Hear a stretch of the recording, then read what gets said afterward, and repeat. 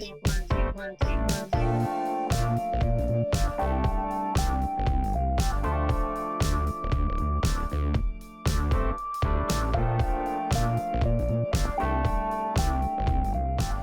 from Tokyo, my dear friends. This is Daisuke, and I very much hope that this video finds you well and in very good spirits wherever you are in the world.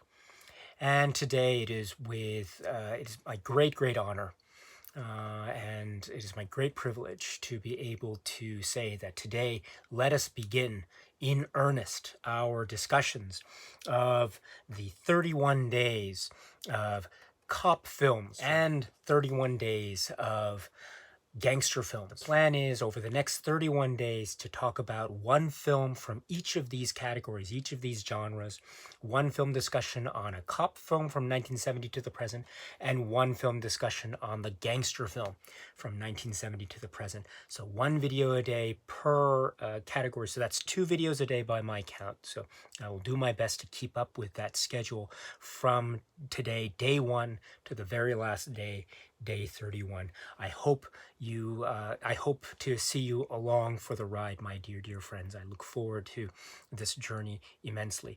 Also, please note, don't worry, I will not be spoiling anything, or I will do my best to not spoil it, because for all of these films, it is in that there's a thrill, there is a certain cinematic magic that exists upon watching a film for the first time without knowing anything. So I will do my utmost to describe the films without going into specifics. So please don't worry. If you haven't seen the films yet, I will do my best to make comments to encourage you to watch these films if you haven't seen it, while at the same time preserving the surprises and the plot details, again, to preserve that cinematic magic that I think is well worth it when watching these films for the first time. So, in that spirit, my friends, let us begin today, right now. This video is day 1 of the cop film from 1970 to the present. There are so many films that one can choose from in this particular period of years, in this particular genre, which itself can be further subdivided, as we know, into various other possible subcategories, almost ad infinitum. So there's so much to choose from, and we know this. So, but what I would like to do is I'd like to start the ball rolling with a film that is one of my favorites, from one of my favorite filmmakers, whose name will, I admit, appear again later on down the line, down the 31 days, in some form or another, but I thought it would be fitting to mention one of his works here. This is a film that has been described as being from 1972. The Blu-ray that I have that I'll show momentarily does describe it as from 1972, although I've seen places where it is also described as being from 1973.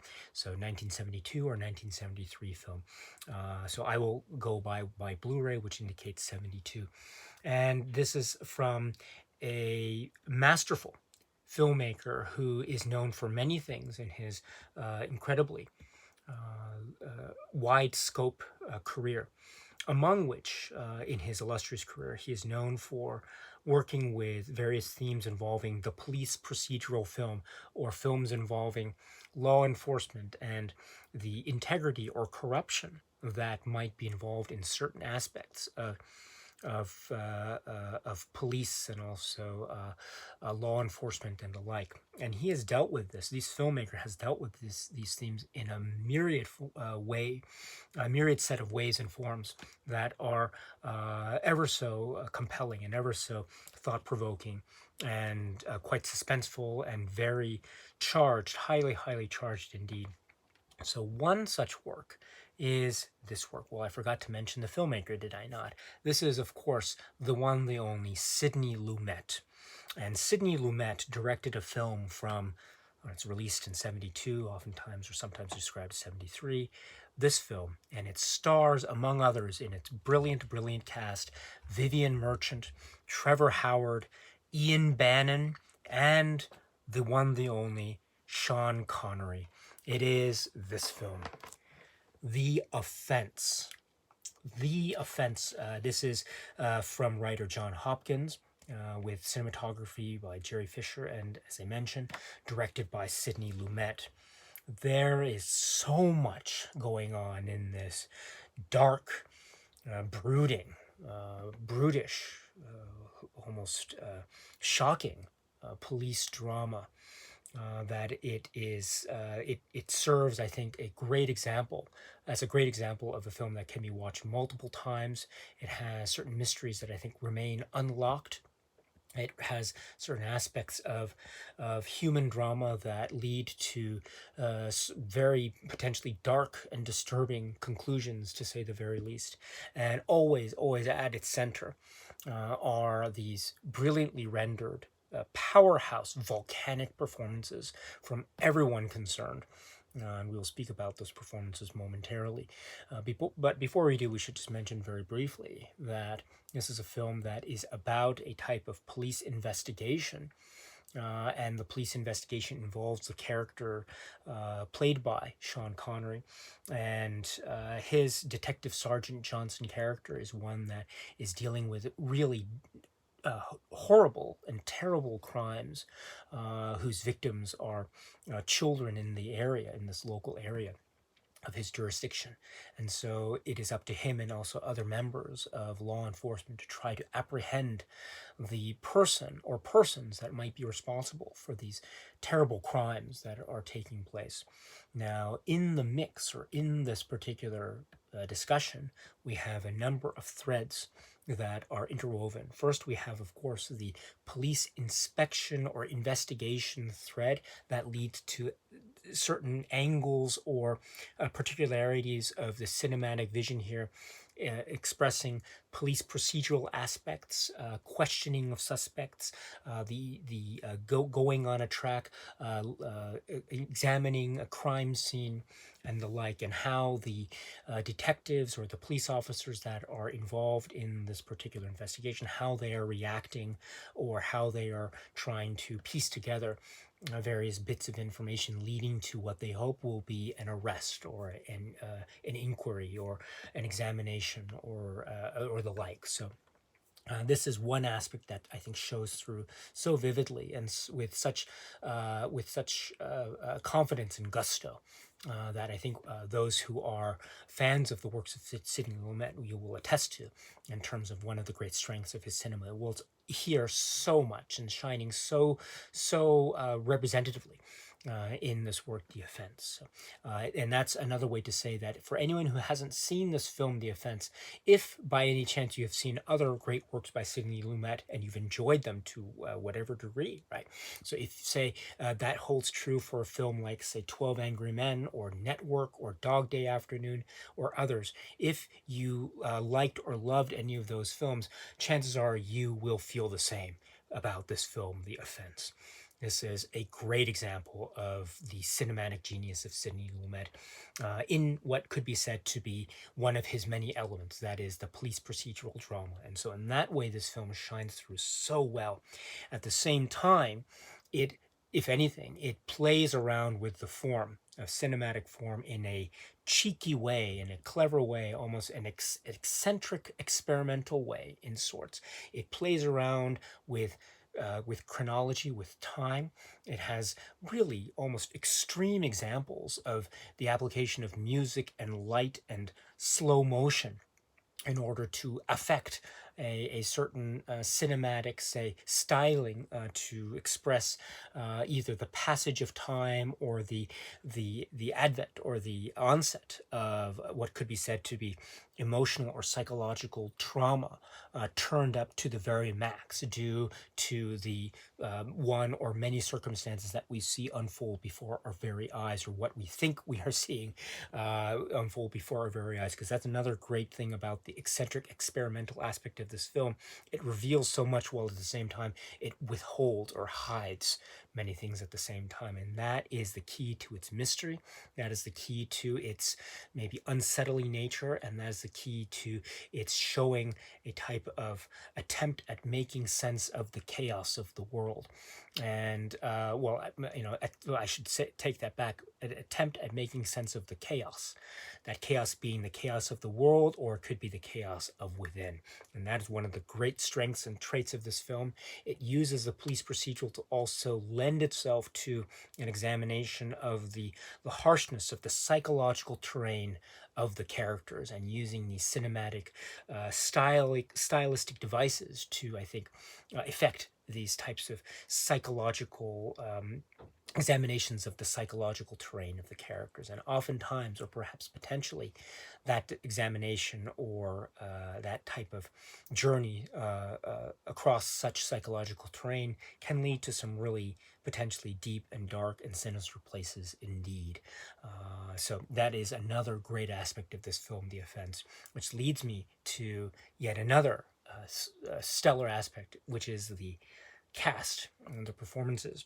I've mentioned the great performances by I mean, the cast all the way through is brilliant, and I think the members that I think are great examples of this are, first we must mention Trevor Howard, the great legendary Trevor Howard, who appears in this film. It might seem to be somewhat of a maybe a limited role in terms of running time, but when he's on screen, it is on the one hand, it is a great delight. It is also, there's a sense of sheer tension that is in the air, because there is a cold type of precision that his character seems to represent, which might be at odds with the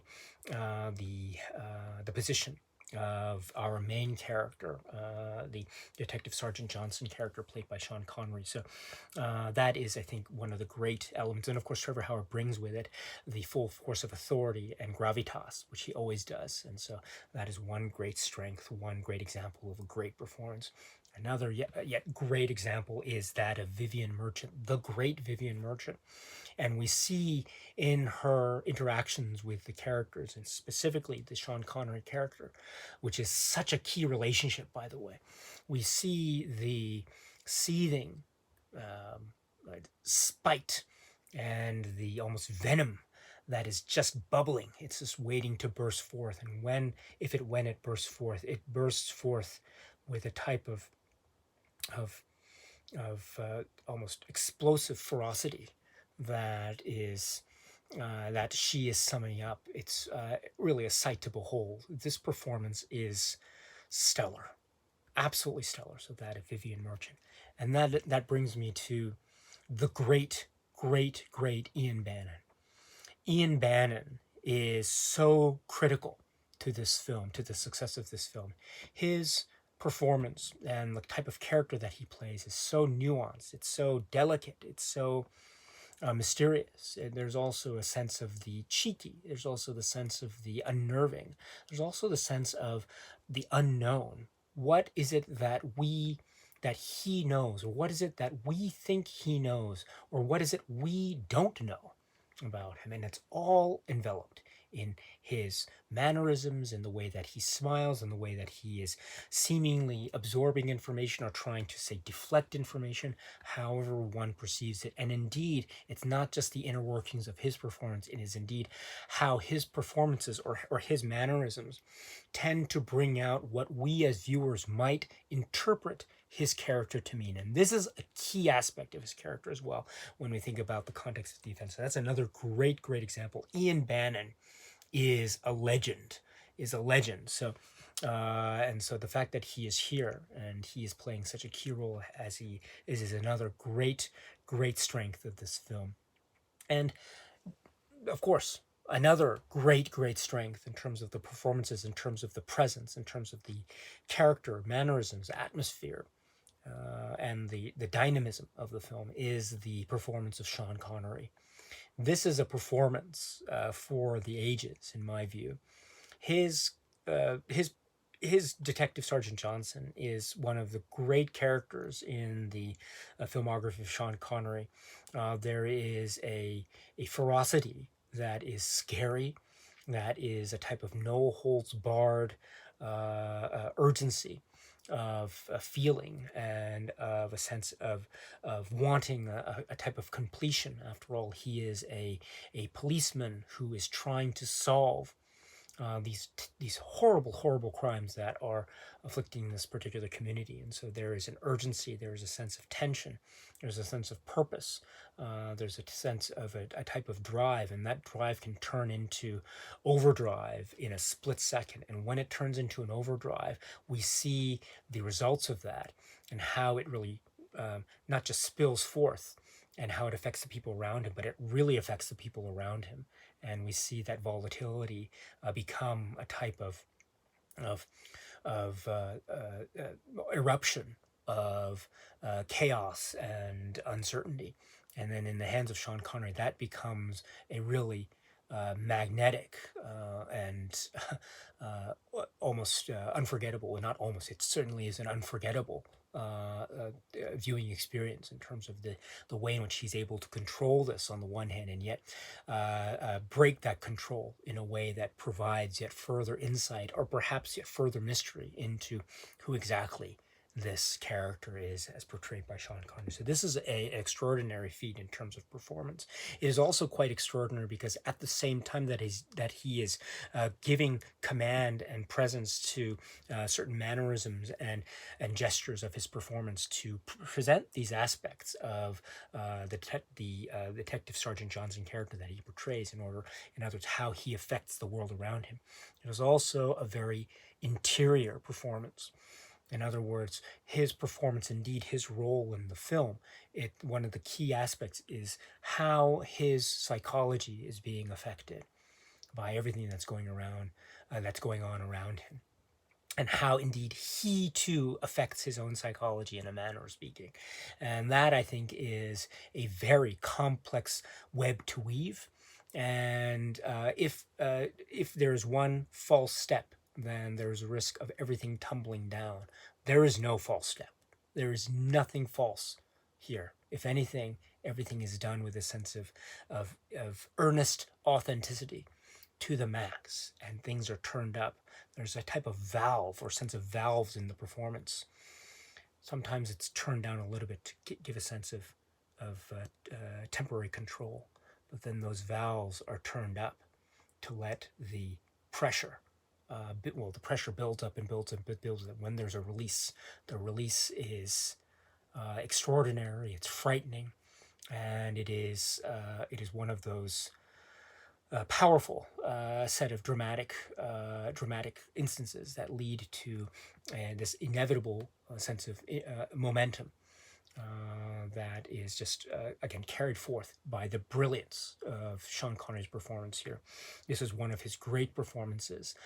This is, again, in the early 1970s. So if one knows Sean Connery from, say, the very memorable, iconic performances he gave from the past decade as the character of James Bond 007 in those wonderful films, if one is looking for a contrast or a different aspect to the performance style of Sean Connery, if you go from the James Bond films to this film, The Offense, I mean, you're going like a 180. I mean, this is a real turn. You're going into the realm of from hero to anti-hero. And when you're talking about anti-hero, circle that part anti, circle it, highlight it, and make it bold, because this is really a film about, in many ways, a type of anti-hero.